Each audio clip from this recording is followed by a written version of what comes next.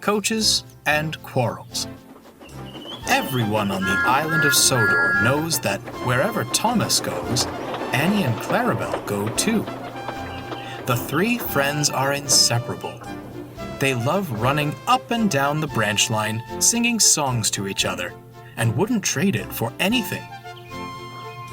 On the main line, change was afoot. Sir Topham Hatt was testing a new stopping service. Rather than changing trains, passengers wishing to travel on the branch lines were designated certain coaches. At the junction, the coaches were uncoupled and added to the branch line train. The passengers enjoyed the convenience. Thomas, meanwhile, enjoyed the attention. "It's only natural the Fat Controller would give me more responsibility," he boasted to Henry one day. "Given how well I run the branch line, I'm surprised he didn't do it sooner." "You do know he's running the same service on Edward's branch, don't you?" asked Henry. Thomas wasn't listening. He coupled his coaches to Annie and Clarabelle and hurried away.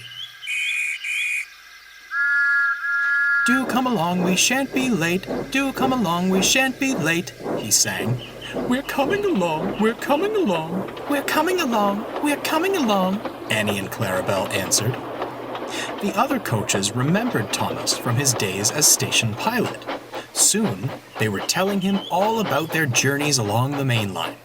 Annie and Clarabelle wanted to sing more songs, but Thomas was too enthralled in the other coaches to notice.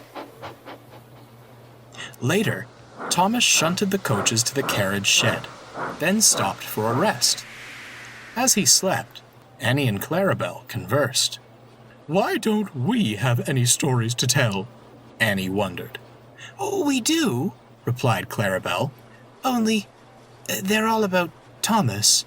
Going fishing." "Losing our guard," Annie added. "Racing Bertie," finished Clarabelle.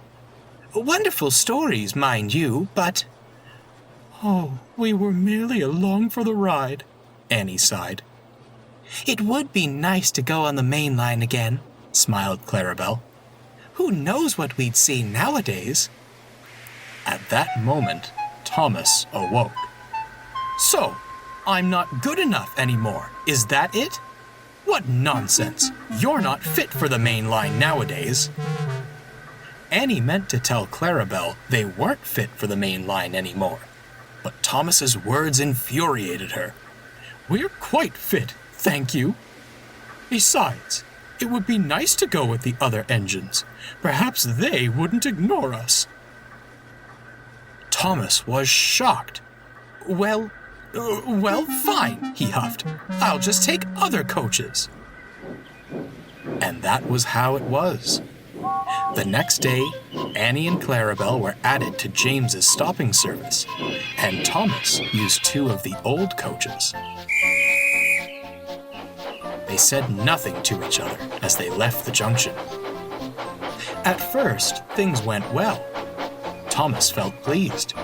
"Do come along, we shan't be late," he sang. "Do come along, we shan't—" "We won't be late," grumbled the first coach, "if you focus on the line and stop that wretched singing." The second coach muttered in agreement. Thomas was speechless.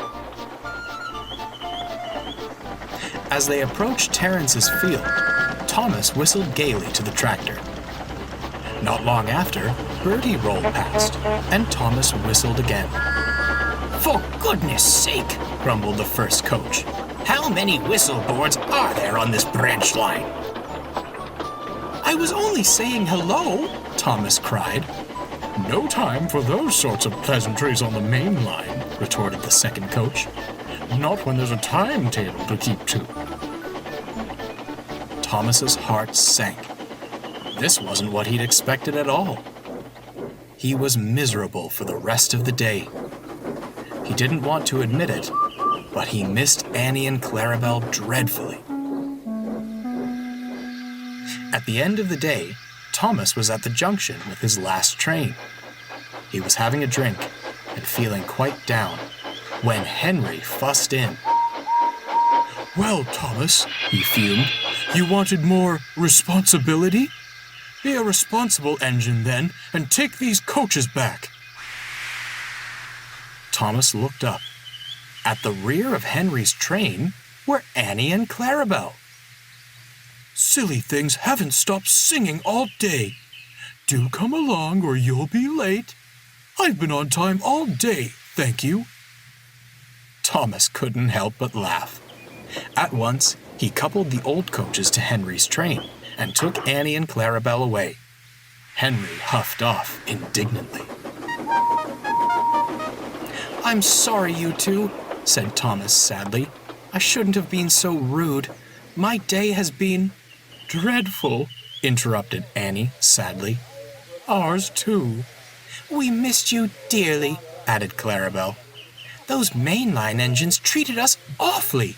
Some adventure that was. Disgraceful, huffed Thomas. They should be so lucky to have you on their trains. The three friends stopped. Then they laughed. It was good to be together again. Thomas still takes other coaches along his branch line, but Annie and Clarabelle stick close behind him. They still bicker, as good friends do from time to time.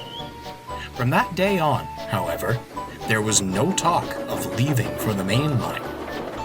Annie and Clarabelle concluded that the only story they wanted to tell was that of their peaceful little branch line.